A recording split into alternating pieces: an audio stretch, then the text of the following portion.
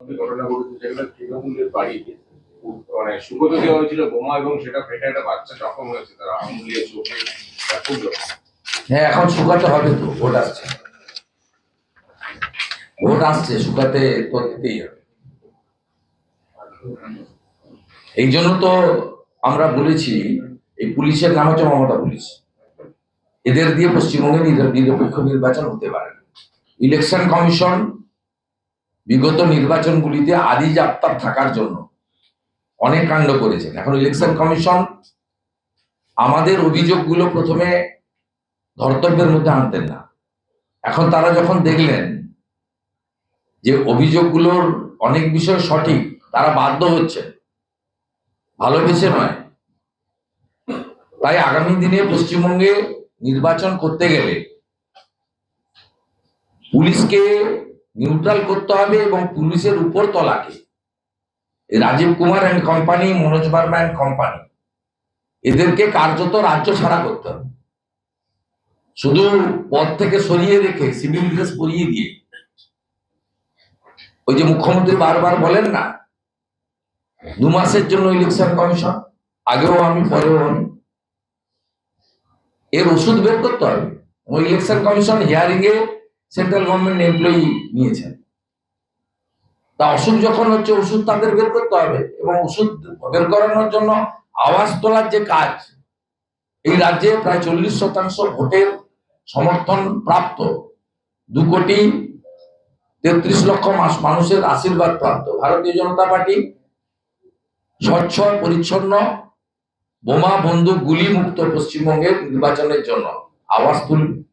বাসন্তীতে preparation চলছে, এরপরে ক্যানিং এ ছবি বেরোবে, এরপরে ভাঙড় শুরু হলো বলে, সন্দেশখালী তো আছেই, সঙ্গে বসিরহাট, মিনাখা, হাড়োয়া বেরোবে, কোচবিহার শুরু হয়ে গেছে, এরপরে ক্রমান্বয়ে ছড়াবে শীতলকুচি, সীতাই, দিনহাটায় তো প্রতিদিনই হচ্ছে, ক্রমশ বাড়বে, কেশপুরের দিকে যাবে, গড়বেতার দিকে যাবে, পাত্রসাহের দিকে যাবে, জয়পুরের দিকে যাবে, ক্রমশ এই রোগ ছড়াবে। কারণ এরা জানে মানুষ ভোট দিতে পারলে কেউ এদের ভোট দেবে না।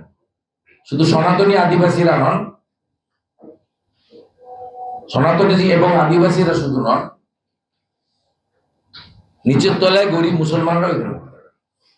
ডব্লিউবিসিএস অফিসারদের নিয়ে মমতা বন্দ্যোপাধ্যায় তাদের প্রলোভন দেখাচ্ছেন, এই পরিস্থিতিতে তাদের কঠিন। আমি উত্তর দিয়েছি এক্স হ্যান্ডেলে, আপনাদের চ্যানেল সেটা ভালো করে দেখিয়েছে, খুব পরিষ্কার ভাবে বলেছি ডব্লিউবিসিএস দের যে লোভ দেখাচ্ছেন, এই লোভের ফাঁদে তারা পড়বেন না। তো তার যুক্তি আমি লিখেছি, এখানে ট্রান্সফার এবং অন্যান্য পোস্টিং হচ্ছে আইপ্যাক, এবং কে কতটা দাসত্ব স্বীকার করবেন, অপকর্ম করতে পারবেন তার উপরে। এমনকি পোস্টিং হচ্ছে ধর্ম সম্প্রদায় থেকে, পোস্টিং হচ্ছে ওবিসি ভুয়া সার্টিফিকেট ধারীদের, এবং প্রকৃত মেধাযুক্ত ডব্লিউবিসিএস দের কিভাবে এসডিও পোস্ট থেকে শুরু করে নানাভাবে বঞ্চিত করছেন। যে আইএস অফিসাররা এই নির্দেশগুলো দিচ্ছেন, তারা তো সেন্ট্রাল গভর্নমেন্টের ডিএ এনজয় করছে, পে স্কেল এনজয় করছে, আর ডব্লিউবিসিএস হচ্ছে West Bengal cadre, 7 pay commission হয়নি কেন? সেন্ট্রালের সঙ্গে 40% ডিএ গ্যাপ কেন? আপনি বলছেন 13 মাস বেতন দিয়েছেন, কার্যত যদি হিসাব করা যায় আপনি অর্ধেক বেতন দিচ্ছেন। গোটা ভারতবর্ষে 7th পে কমিশন কার্যকর হয়ে 8th পে কমিশনের প্রস্তুতি চলছে, কেন্দ্রীয় সরকারও তাই করেছে। আর পশ্চিমবঙ্গে ডব্লিউবিসিএস থেকে শুরু করে রাজ্য সরকারের সর্বস্তরের যারা কর্মচারী, শিক্ষক ইত্যাদি আছেন, পেনশনার্স আছেন, তারা 6th পে কমিশনের পরে আটকে আছেন। যে পে কমিশনের জন্য অভিরূপ সরকারের কমিটি তৈরি হয়েছিল 2015 সালে, 2019 সালে বিজেপি 18টা সিট জেতার জন্য ভয়ে, আমি তখন দায়িত্বে ছিলাম, তৃণমূলের কর্মচারী ফেডারেশন অল্প দিনের জন্য আমাকে দায়িত্ব দিয়েছিল। আমি গিয়ে মুখ্যমন্ত্রীকে বলেছিলাম আপনি অন্যায় করছেন, পোলাইটলি বলেছিলাম, আমি ওনার কলিগ ছিলাম তখন, জুনিয়র কলিগ, আমি বলেছিলাম আপনি ঠিক করছেন না, এই এরা এমনিতেই দিয়ে গ্যাপ হয়ে গেছে, তখন 50-52 দিয়ে গ্যাপ হয়ে গেছে, এবং সাথে সাথে পে কমিশন থেকে আপনি বঞ্চিত করছেন। একটা পে কমিশনের কমিটি 5 বছর ধরে এরকম পড়ে থাকতে পারে না। তখন উনি আমাকে বলেছিলেন, এখন অস্বীকার করতে পারেন, আমি তো রেকর্ড করিনি কারণ এটা একটা এথিক্স এর প্রশ্ন, বলেছিলেন যে অভিরূপ সরকারের কমিটি রিপোর্ট দিচ্ছে না। আমি অভিরূপ সরকার মহোদয়কে বলেছিলাম, তিনিও অস্বীকার করতে পারেন কারণ ওনার বক্তব্য আমি রেকর্ড করিনি। উনি বলেছিলেন যে অর্থ দপ্তর থেকে বলা হয়েছে রিপোর্ট দিতে না। এই কথাটা আমি বলার পরে 2019 সালে ডিসেম্বর মাসের প্রথম সপ্তাহে নেতাজি ইন্ডোর স্টেডিয়ামে কর্মচারীদের সমাবেশ করা হয়, যার উদ্যোগ মানে ব্যবস্থাপক আমি ছিলাম। সেখানে মুখ্যমন্ত্রী ঘোষণা করেন যে 1 জানুয়ারি থেকে 6th পে কমিশনের কার্যকর করা হবে। তো সর্বনিষ্ঠা করলেন, এরিয়ার দিলেন না। আমার আপত্তি ছিল, শুনলেন না, এরিয়ার দিলেন না এবং ডিএ কে তুলে দিয়ে বললেন ডিএ আমি মার্চ করে দিলাম আর ডিএ দেবো না। যে লড়াই এখনো চলছে, সুপ্রিম কোর্টে চলছে, পরে খেলায় না পড়লে বিড়াল গাছে উঠে না। 2% 3% করতে করতে 20% দিয়েছেন, 40% গ্যাপ লেটেস্ট। এই তো পশ্চিমবাংলার বিডিও থেকে শুরু করে সকলের অবস্থা, পশ্চিমবঙ্গে যারা চাকরি করে। গোটা ভারতবর্ষে 7th পে কমিশন কার্যকর করে 8th পে কমিশন তৈরি হয়ে গেছে। আর এখানে 7th পে কমিশন, আমি মনে করি 6th পে কমিশনেরও তো সামান্য বৃদ্ধি হয়েছে। ওটা একটা বাজেট ডিসিশন ছিল, অ্যাকচুয়ালি এরিয়ার ছিল না, ডিএ তুলে দিয়েছিল। সেটা হয়েছে বিজেপি সেদিন 18টা সিট পেয়েছিল বিজেপির ভয়ে, পরোক্ষভাবে বিজেপির জন্য ক্রেডিট নইলে দিতেন না। এই মুখ্যমন্ত্রী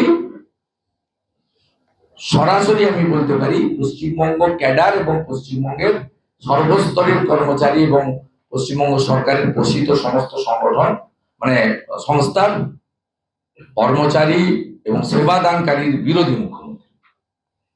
ন্যাশনাল হেলথ মিশন তার যে অ্যাম্বুলেন্স গুলি রয়েছে রাজ্য জুড়ে, সেখানে দেখা যাচ্ছে মমতা বন্দ্যোপাধ্যায়ের ছবি, একটাই ছবি, 60% টাকা ভারত সরকার। যত মেডিকেল কলেজ হয়েছে নরেন্দ্র মোদীর জন্য হয়েছে। নরেন্দ্র মোদীজি আসার পরে পলিসি ছিল দেশের প্রত্যেকটা জেলায় একটা করে মেডিকেল কলেজ, প্রত্যেকটা জেলায় একটা করে মেডিকেল কলেজ। সেখানেও ভারত সরকার 75 ভাগ টাকা দিয়েছেন, 25 ভাগ টাকা। এমনকি তামিলনাড়ুতেও প্রধানমন্ত্রী মুখ্যমন্ত্রী যৌথ উদ্বোধন করেছেন। এখানে যেখানে যেখানে যা ছিল সব নিজে উদ্বোধন করেছে। ঠিক একইভাবে যে অ্যাম্বুলেন্স গুলো নেমেছে জাতীয় স্বাস্থ্য মিশনের টাকায়, তার 60 ভাগ টাকা ভারত সরকারের। আমি জেপি নাড্ডাজিকে অ্যাম্বুলেন্সের ভিডিও কপি তুলে ইতিমধ্যে কমপ্লেন পাঠিয়েছি।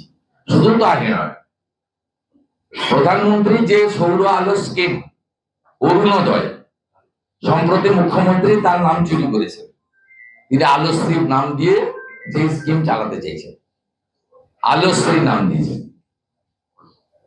অরুণোদয়।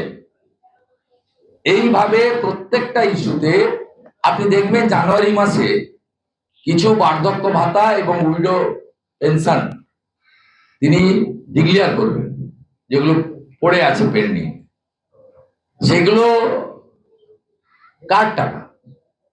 উনি বিডিওদের দিয়ে 4 বছর ধরে সার্ভে করেছেন যে নবসের আওতায় যে আপনার ওল্ড এজ, উইডো, ডিসেবল যে পেনশন স্কিম, তার মধ্যে কতজন নিচ্ছেন না, কতজন মারা গেছেন, কতজন ছেড়ে দিয়েছেন, তাদেরকে সংখ্যাটা বের করে রেখেছেন, জমিয়ে রেখেছেন। যার 1000 টাকার 800 টাকা দেয় ভারত সরকার, 200 টাকা দেয় রাজ্য সরকার। অটলজি চালু করেছিলেন আজ তার জন্ম জয়ন্তী। প্রথমে ছিল 400 টাকা, 100 টাকা রাজ্য দিত, 300 টাকা ভারত সরকার দিত। পরে বাড়তে বাড়তে ওটা 1000 হয়েছে। 800 টাকা দিল্লি থেকে আসে, ভারত সরকারের টাকা, নট বিজেপির টাকা। আর 200 টাকা পশ্চিমবঙ্গ সরকারের টাকা, নট তৃণমূলের টাকা। আমরা কখনো বলি না যেটা মোদিজির টাকা, এটা বিজেপির টাকা, আমরা বলি না, ওরা বলি।